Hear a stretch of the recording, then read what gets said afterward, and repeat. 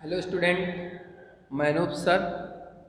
आज से हम लोग क्लास नाइन्थ जियोग्राफी का सेकेंड लेसन जिसका नाम है भारत का भौतिक स्वरूप, physical feature of India, very most important chapter है। इस चैप्टर से बोर्ड के अलावा कंपटीशंस के एग्ज़ाम में बहुत सारे क्वेश्चंस आते हैं। तो हम लोग इस चैप्टर को शुरू करते हैं। एक बड़ा चैप्टर है जिसमें लगभग 10 से 12 लेक्चर्स देने पड़ेंगे, तब ये चैप्टर क्लोज होगा आपका। तो आज हम लोग फर्स्ट लेक्चर देखते हैं, शुरू करते हैं भारत का भौतिक स्वरूप, फिजिकल फीचर ऑफ इंडिया। अगर हम भारत के भौतिक स्वरूप की बात करें, उसके फिजिकल फीचर्स की बात करें, तो एक विशाल देश है, यानी कि एक मतलब एक प्रकार से कहें तो एक वेस्ट कंट्री है, जहाँ पर डिफरेंट टाइप्स की, एक प्रकार से कहें तो डिफरेंट प्रकार की स्थलाकृतियाँ, यानी विभिन्न प्रकार की स्थलाकृतियाँ, यानी varieties of land mass, okay, जिसमें विभिन्न प्रकार की स्थलाकृतियाँ यानी वैरायटीज ऑफ लैंड मास पाई जाती हैं। जैसे आप घूमते हुए जाइए तो कहीं मैदान यानी प्लेन्स मिलते हैं, कहीं पर्वत माउंटेन्स मिल जाते हैं, कहीं घाटियाँ वैली मिल जाती हैं, कहीं पर आपको डेजर्ट्स यानी मरुस्थल मिल जाता है, कहीं पर प्लेटो आपको पठार मिल जाता है। तो इस प्रकार से अगर देखें तो कहीं प्लेन, कहीं माउंटेन, कहीं डेजर्ट, कहीं पर प्लेटो, आइसलैंड, इस प्रकार से अगर कहें तो हमारा जो लैंड मास है उसमें विभिन्न प्रकार की वैरायटीज़ पाई जाती हैं, यानी जो हमारी स्थलाकृति है उसमें विभिन्न प्रकार की विभिन्नताएं या वैरायटीज़ पाई जाती हैं, जिन्हें मुख्यतः कुछ पार्ट में आप बांट सकते हैं, जैसे प्लेन मैदान, माउंटेन पर्वत पर्वतीय भाग माउंटेन एरिया, डेजर्ट मरुस्थल, प्लेटो पठार, ठीक है, आइसलैंड। इस प्रकार से आप इन्हें डिवाइड कर सकते हैं। कुछ रॉक्स की बात करें तो प्रत्येक भारत के भूभाग में जगह जगह पर अनेक अनेक प्रकार के डिफरेंट प्रकार की रॉक्स सेल पाई जाती हैं। कहीं पर आपको वेरी हार्ड यानी बहुत कठोर रॉक, संगमरमर जैसी रॉक मिलेगी, तो कहीं पर बहुत ही सॉफ्ट सेलखड़ी जैसी रॉक मिलेगी, जिससे साबुन बनाने का काम होता है। तो सेलखड़ी जैसी कोमल रॉक्स भी प्राप्त होती हैं। तो हमारा जो ये विशाल भूभाग है, यानी जो हमारे कंट्री का एक लैंड मास है, यह लैंड मास का निर्माण जो हुआ है, यह एक लंबे जियोलॉजिकल पीरियड के चेंजिंग के बाद होता है, ठीक है ना। तो इस भारत के भूभाग की बात करें तो इसमें एक लंबे जियोलॉजिकल पीरियड्स में चेंजिंग के परिणाम स्वरूप होता है। तो इन चेंजिंग में अगर कहें तो किसका योगदान होता है, तो एक शब्द आपको समझें, रिलीफ।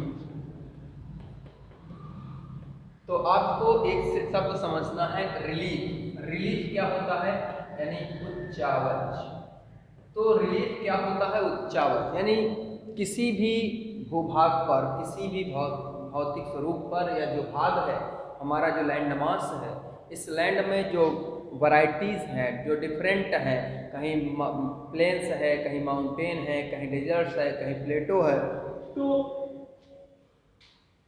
ये जो डिफरेंट हैं, इन्हीं डिफरेंट को हम एक शब्द में क्या कहते हैं, रिलीफ या उच्चावच। इनको हम एक शब्द में रिलीफ या उच्चावच के नाम से जानते हैं। तो रिलीफ क्या है, यानी अगर देखें मॉडिफाइड का रिलीफ यानी उच्चावच का निर्माण, मॉडिफाइड द रिलीफ या उच्चावच का निर्माण कैसे होता है, तो मॉडिफाइड रिलीफ के मॉडिफाइड करने में 3 महत्वपूर्ण क्रियाओं का योगदान होता है। पहले को हम लोग अपक्षय, दूसरे को हम लोग अपर्दन, और तीसरे को हम लोग निक्षेपण के नाम से जानते हैं। अक्षय मतलब होता है वेदरिंग, अक्षय मतलब वेदरिंग, ठीक है ना।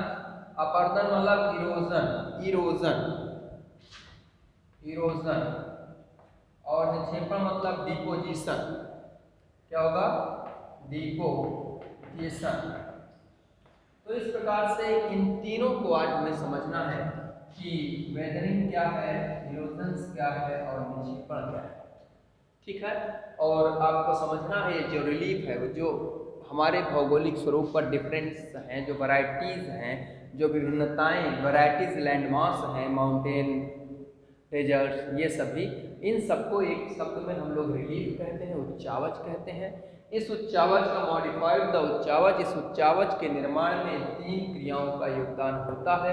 पहला वेदरिंग, दूसरा इरोजन और तीसरा डिपोजिशन। तो हम लोग एक एक को देखते हैं, वेदरिंग, फिर इरोजन और फिर डिपोजिशन। तो सबसे पहले हम लोग अपक्षय यानी कि वेदरिंग, अपक्षय क्या है? देखिए, सामान्य भाषा में आप समझें, अपक्षय का अर्थ होता है किसी भी सेल का टूट फूट जाना। किसी भी सेल, खनिज का या रॉक्स का, कोई भी खनिज या रॉक्स यानी कोई भी रॉक या मिनरल है, उसका टूट जाना, उसका टूटना ही अपक्षय यानी वेदरिंग कहलाता है। किसी भी सेल का टूटना वेदरिंग कहलाता है। तो weathering is the breaking down और dissolve of rocks and minerals on earth surface, यानी अर्थ के सरफेस पर किसी भी सेल का टूट फूट जाना ही क्या कहलाता है? वेदरिंग कहलाता है। जैसे हमारे पास ये भी एक रॉक सेल है, ठीक है ना, चट्टान है। जैसे हमने बताया कि कहीं पर कठोर सेल यानी कि वेरी हार्ड संगमरमर भी हो सकती है, कहीं सेल खड़ी की तरह कोमल सॉफ्ट सेल भी हो सकती है। तो ये भी क्या है? सेल है। और इसको हम अगर तोड़ दिए तो ये सेल जो हमने तोड़ दिया, ये क्या है? यही अपक्षय। क्या है ये? अपक्षय है। यानी कि किसी भी सेल का या मिनरल्स का, सेल और मिनरल्स का टूटना अपक्षय कहलाता है। ओके, समझ आ गया ना? यानी कुल मिला के रॉक एंड मिनरल्स जो है, जो डिसॉल्व होते हैं, वही अपक्षय कहलाता है। अपक्षय के टाइप्स, प्रकार, अपक्षय 3 प्रकार का होता है। अपक्षय कितने प्रकार का होता है? 3 प्रकार का। पहले को कहते हैं भौतिक अपक्षय, यानी कि फिजिकल वेदरिंग,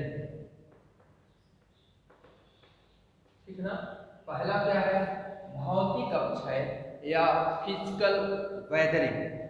फिजिकल वेदरिंग की बात करें तो फिजिकल वेदरिंग में मुख्यतः पर्यावरण का या हमारे क्लाइमेट का, ठीक है ना, हमारे इस फिजिकल वेदरिंग में एक प्रकार से जो क्लाइमेट चेंजिंग होती हैं, उनके कारण यह फिजिकल वेदरिंग होती है, ठीक है ना। तो क्लाइमेट की जो चेंजिंग है, उसमें पर्यावरण या क्लाइमेट चेंज में मुख्यतः तापमान यानी टेम्परेचर, और दूसरा जल यानी वाटर, टेम्परेचर एंड वाटर, इनका विशेष योगदान होता है। तो भौतिक अपक्षय अगर हम कहें तो एक प्रकार से कहा जाता है कि सेलों का टेम्परेचर जब अधिक होता है और उसके बाद अचानक से टेम्परेचर गिरता है तो सेल टूटती है, या कहें कि बहुत अधिक टेम्परेचर कम है और सेल, बारिश हुई और सेलों के जो दरार हैं उनमें जल भर गया और फिर टेम्परेचर बहुत नीचे चला गया, तो उससे क्या होगा? जब टेम्परेचर नीचे जाएगा तो टेम्परेचर नीचे जाने पर अंदर जो दरार पर जल है वो क्या होगा? जमेगा, और जब जल बर्फ के रूप में आइस होगा तो उसका जो सरफेस है वो क्या होगा? बढ़ेगा और उस सेल में दरार डालने का काम करेगा। तो मुख्यतः कहें कि जो हमारा फिजिकल वेदरिंग है वो क्लाइमेट चेंजिंग के कारण होता है। इस क्लाइमेट चेंजिंग में मुख्यतः टेम्परेचर एंड वाटर के कारण सेलों का जो टूटना होता है वही फिजिकल वेदरिंग या भौतिक अपक्षय कहलाता है। जैसे आप लोग कभी गांव में लैंप में पढ़े हो, तो लैंप में जो एक कांच का शीशा लगा होता है वो बहुत जलते जलते गर्म हो जाता है और उसमें अचानक से आप पानी डाल दीजिए तो जो शीशा है उसमें दरार पड़ जाती है, क्योंकि जब कांच गर्म होता है तो उसका सरफेस क्या होता है, बढ़ जाता है। अचानक से पानी पड़ने पर जब तेजी से उसका टेम्परेचर गिरता है तो सेल टूट जाती है। वैसे ही हम लोग एक दो एग्जाम्पल देखते हैं। जैसे मान लीजिए ग्रीष्म काल है, मतलब कि गर्मी है, समर है, ठीक ना। तो ग्रीष्म काल में टेम्परेचर के कारण हमारी जो रॉक है वो हार्ड गर्म हो गई है, उसका आयतन बढ़ा हुआ है।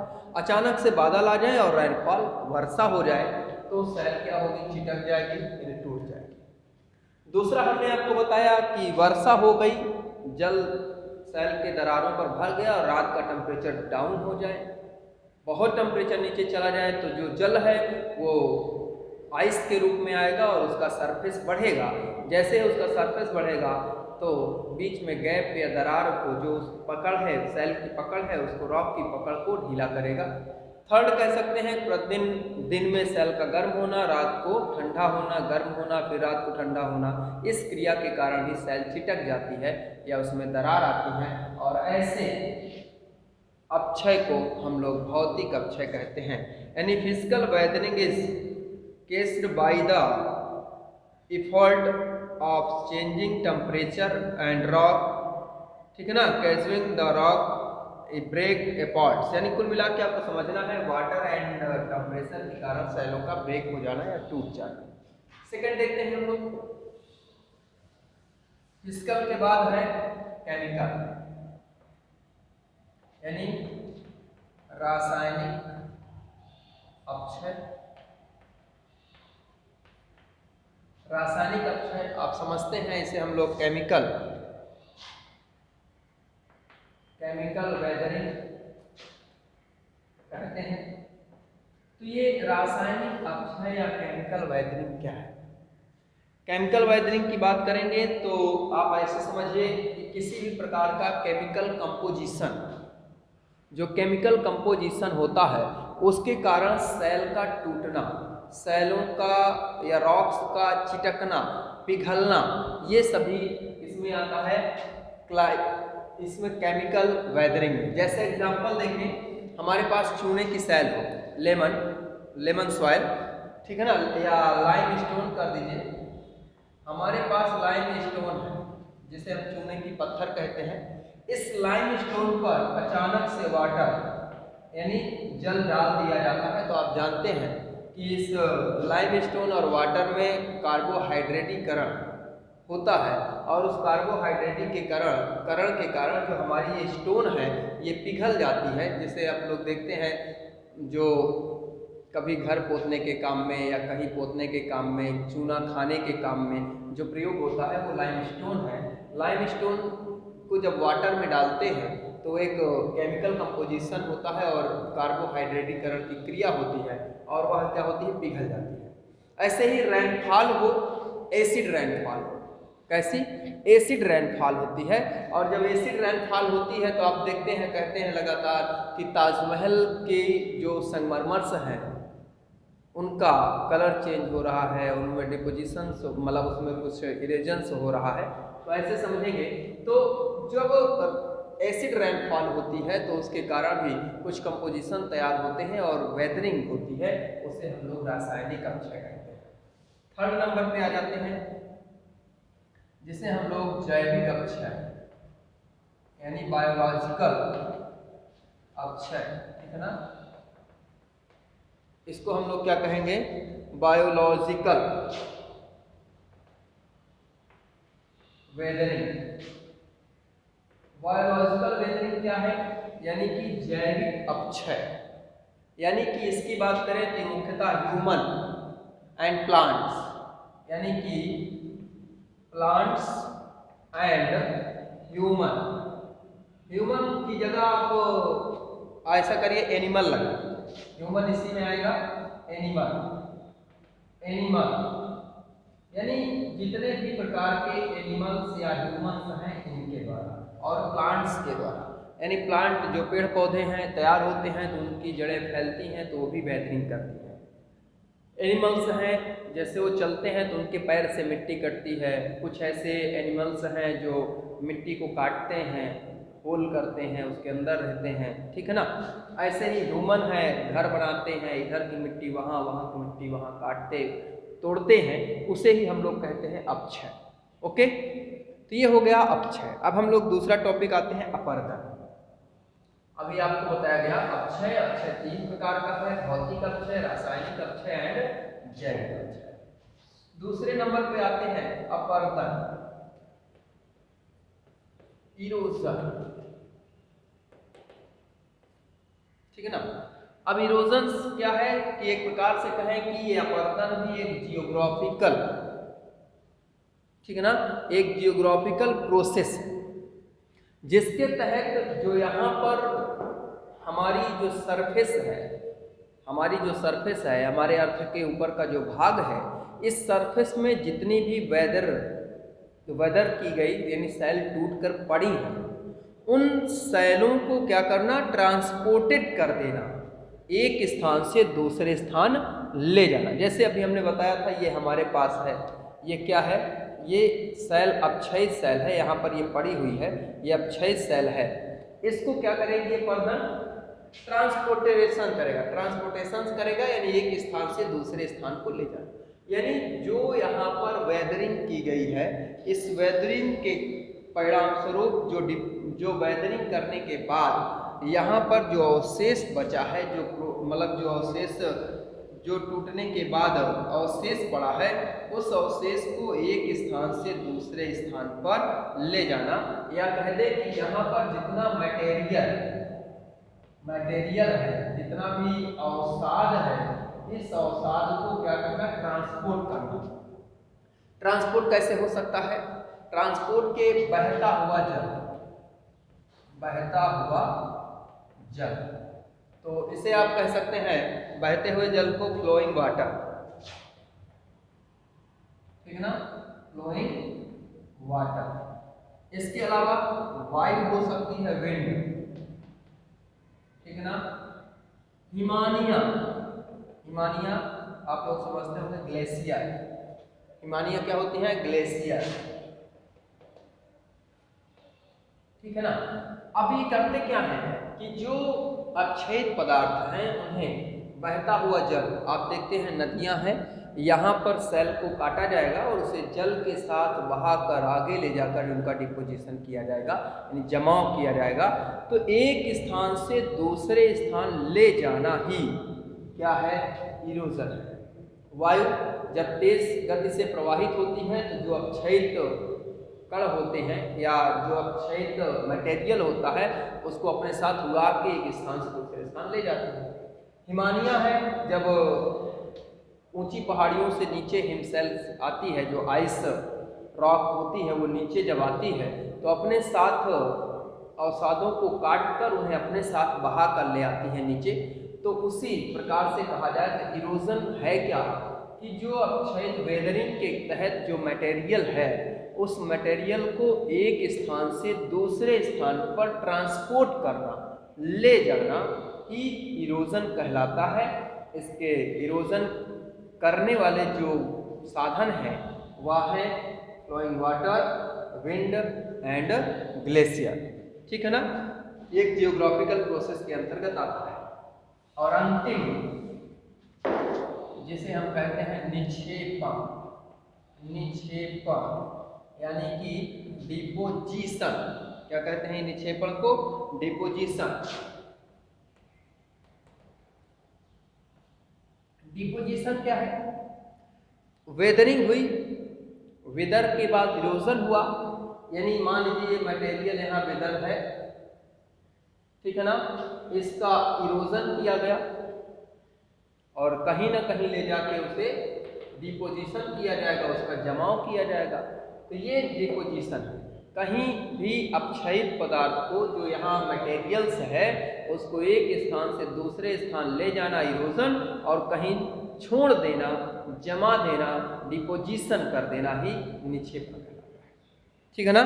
तो एक प्रकार से कहें कि निक्षेप डिपोजिशन है क्या, deposition in which sediment soil and rock and added to land from the land mass, यानी कहीं भी लैंड मास पे ले जाकर उसे रख दिया जाता है या जमा दिया जाता है उसे निक्षेपण। जैसे ये आपका वेदर है, टूटी सेल है, इसको अगर वायु आ जाए, विंड तेजी से चल जाए और इसे अपने साथ उड़ा ले जाए और यहाँ पर उसे छोड़ दे तो क्या हो गया? निक्षेपण, जमाव, डिपोजिशन। ओके, तो ये तीन चीजें समझ आ गई होंगी। इन तीनों का जो काम है वह काम है कि हमारा